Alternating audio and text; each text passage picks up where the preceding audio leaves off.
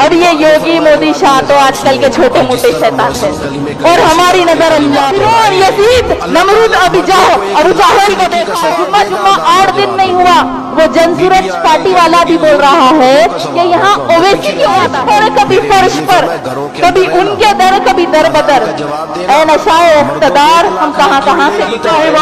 Advocate जो हैदराबाद से चल करके हमारे बीच आए हैं वो अपनी बातों को हमारे बीच में रखेंगे। एक बार जोरदार तालियों के साथ उनका इस्तकबाल करें।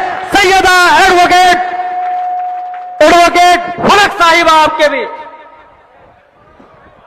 औज़ुबिल्लाहि मिनश शैतानिर रजीम, बिस्मिल्लाहिर रहमानिर रहीम।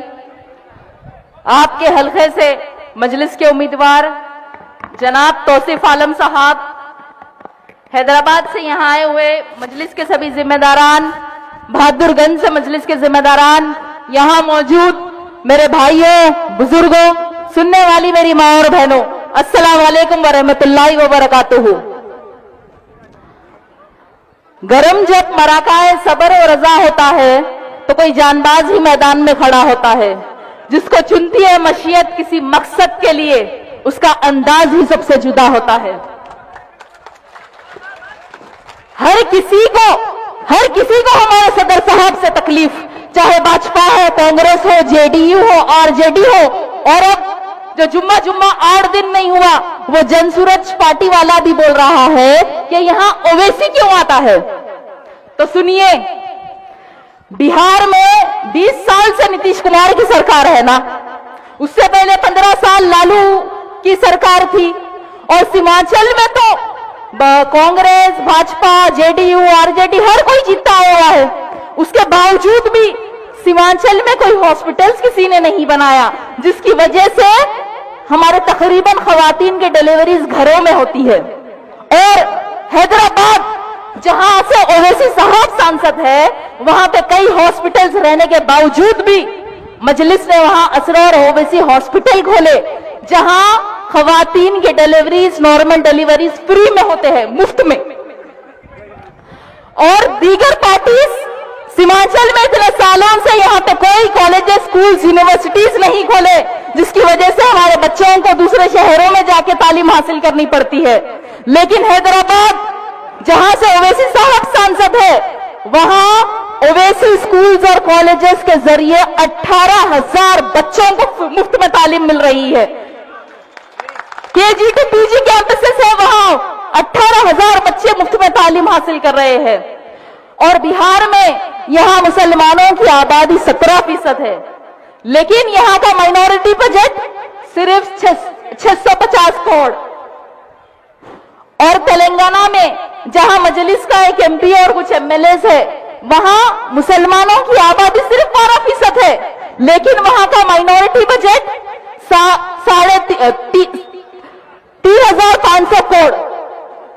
तो इन वजूहात की वजह से असदुद्दीन ओवैसी साहब यहाँ आते हैं और आते रहेंगे। जो नाइंसाफी सीमांचल के साथ हुई है, उस नाइंसाफी के खिलाफ कुल हिंद मजलिस इत्तेहादुल मुस्लिमीन लड़ेगी इंशाअल्लाह। अमित शाह यहाँ आके बार बार बोलते हैं कि सीमांचल में जो है घुसपैठिए है। तो भाई तुम तो तड़ीपार थे ना, हाँ तुम तो तड़ीपार थे। फिर यहाँ इतने सालों से रहने वाले लोगों को तुम घुसपैठिए बोल रहे, खुद तड़ीपार हो गए। जाके मोदी जी से पूछिए शेख हसीना क्यों बैठी हुई है अब तक दिल्ली में। यहाँ बिहार में एक सदक़े के कब्जे को छोड़ दिए मुसलमानों पे सदका होने के लिए, गिरिराज सिंह, जिसको मुसलमानों के खिलाफ बोलने के अलावा और कुछ नहीं आता। और फिर यहाँ बहादुरगंज से जो हमसे गद्दारी किए हैं मोहम्मद निजामी साहब, वो तो घर बैठ गए। लेकिन अब देखना ये है कि जो गठबंधन के उम्मीदवार है हमारे प्रोफेसर साहब, वो कभी एनसीपी से जो है जेडीयू, जनशक्ति, जनसुराज, और अब जो कांग्रेस से के टिकट से इलेक्शन लड़ रहे हैं, वो इलेक्शन हारने के बाद कौन सी पार्टी ज्वाइन करेंगे। बिल्कुल नीतीश कुमार की तरह है। और ऐसे लोगों के लिए कुछ अल्फाज सुनिए, कभी अर्श पर कभी फर्श पर, कभी उनके दर कभी दर बदर, ऐ नशाए इख्तिदार हम कहां कहां से गुजर गए। तो ऐसे लोगों का मकसद सिर्फ जाती इख्तियार और जाती मफाद है।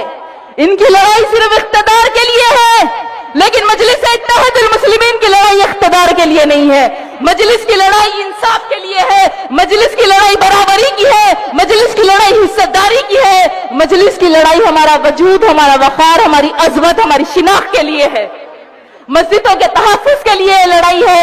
मजलिस की लड़ाई गरीबों, मजलूमों और बेजुबानों की लड़ाई है। मजलिस हक के लिए लड़ रही है, क्योंकि हक मांगने से नहीं मिलता, हक को लड़के ही हासिल किया जाता है। ये वक्त डरने और घबराने का नहीं है, ये वक्त किसी की जी हुजूरी करने का नहीं है, ये वक्त जालिमों से मुकाबला करने का है। अरे हमने तो साहिलों पे कश्तियां जला दी थी, हर जमाने में हमने फिरौन, यजीद, नमरूद, अबू जाहिल को देखा है।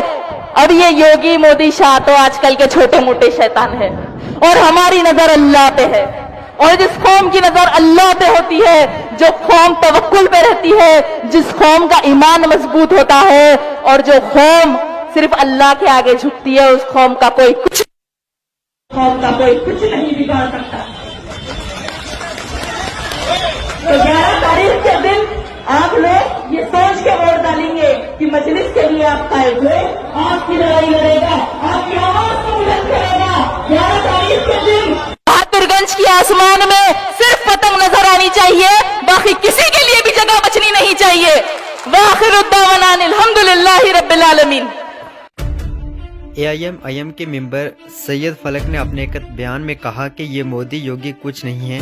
उन्होंने कहा कि आवाम को असली मसलों पर फोकस करना चाहिए और जो बातें ग्राउंड रियलिटी से जुड़ी हों उन्हीं पर बात होनी चाहिए।